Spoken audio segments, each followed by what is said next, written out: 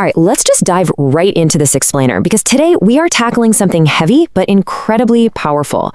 We're breaking down the actual nature of struggle and, more importantly, how we can completely flip it on its head. Now, if you're tuning in, you might be carrying a ton of weight on your shoulders right now. Feeling intensely lonely, super frustrated, or maybe just quietly angry because literally nothing seems to be clicking. You're giving it your absolute all and it's just crickets. Well, I want to validate that right here, right out of the gate. It's real, it's exhausting.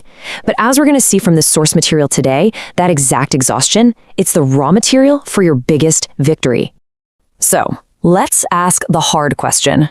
Do you feel completely alone right now? Seriously, think about it. Maybe you feel mocked.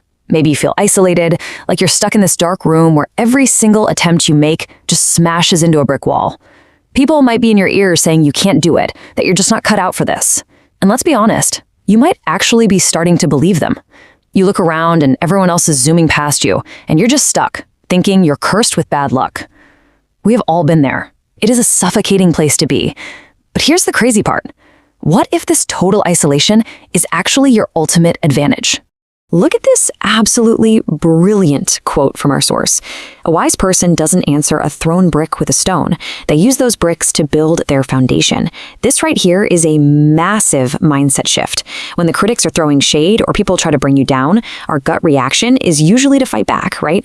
We want to justify ourselves or, chuck a stone right back at them. But honestly, doing that just drains your precious energy. It's a total waste of time. The source tells us to weaponize that negativity instead. Every insult, every ounce of doubt. Catch those bricks, stack them up, and use them to build an unshakable foundation for your future. You are the main character of your story. Those critics, the doubters, the people living super comfortable lives, they're just background extras. Section 1. Turning bricks into foundations. Let's just address the elephant in the room directly. Why did you fail? It is so easy to just blame luck or the universe or some random external circumstance. But if we're seriously going to build that foundation, the victim mentality has to go. The material challenges us to look really objectively at our past attempts. Was there a crack in your strategy? Did you actually put in the gritty work, or did you just default to what was comfortable? See, failure isn't some final judgment on your worth. It's literally just an audit of your previous strategy. The second we stop pointing fingers, we get our control back. And this brings us to a radical way of looking at effort. True 100% effort equals double energy plus previous experience.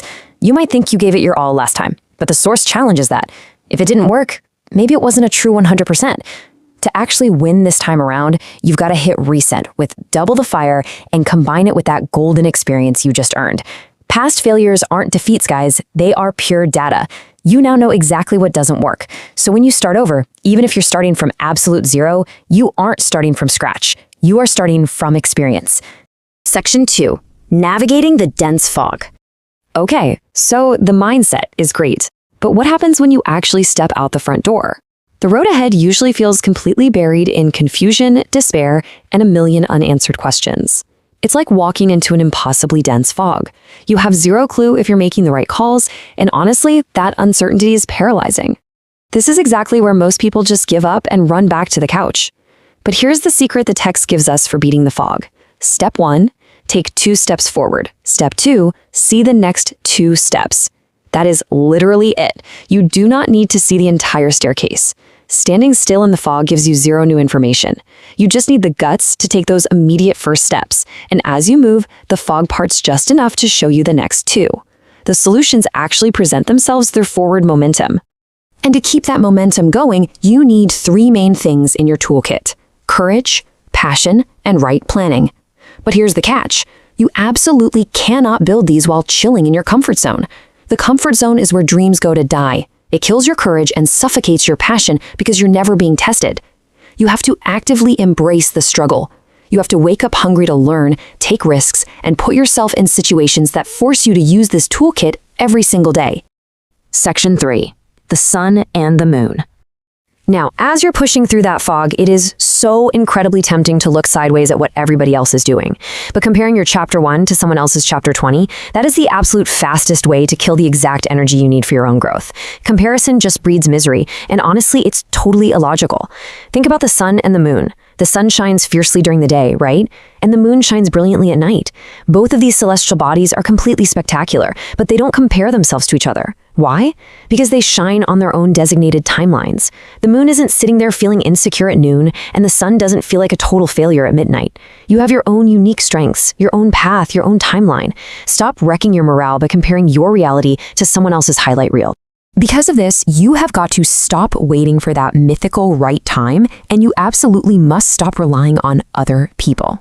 If you're just sitting around waiting for the stars to perfectly align, you're wasting valuable time that you could be using to build. And if you're waiting for your friends who might be in a totally different, super comfortable phase of their lives to come down into the trenches and struggle with you, you're going to be left stranded. Their struggles are theirs, yours are yours. No one is coming to save you. Section 4. Forged in the fire. Here is where things really escalate in the source material. Listen closely. A problem-free life is a stagnant life. If you don't have problems, you aren't moving. All that intense pain, the loneliness, the brutal days you're dealing with right now, they aren't signs that you're broken. They are proof that you are in active, intense preparation. The text puts it perfectly. To shape iron, you must heat it in fire and strike it with heavy blows. You can't just take a cold piece of iron and gently bend it into a sword. It needs extreme heat, and it needs to be hammered relentlessly. Those harsh conditions, the failures, the silent tears, those are the heavy blows. They are literally hammering your character, burning away your weaknesses, and forging you into an absolute weapon. Do not run from the fire. It is perfecting you. But stepping into this forge comes with a massive price tag. Greatness does not go on sale. Embracing it means accepting deep sacrifice. It means aggressively cutting out distractions, even people or habits you genuinely love, but that are just wasting your time. Most importantly, it means relying strictly on yourself. Think about it. If you're hungry, you are the one who has to eat the meal. No one can eat it for you. In the exact same way, no one can put in the hours for you, bear the pain for you, or earn the success for you. You have to stand in that fire alone. Section 5. The power of silent discipline. All right, so you've accepted the struggle, you've stopped the comparison game, and you're stepping through the fog. How do we actually sustain this all the way to the finish line?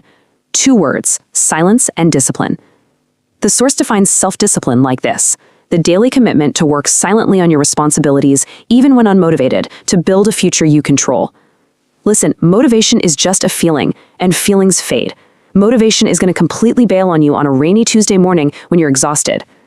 Discipline is the actual engine that builds and sustains real success. It's the ability to wake up, fully realize you do not want to put in the work today, and then doing it anyway.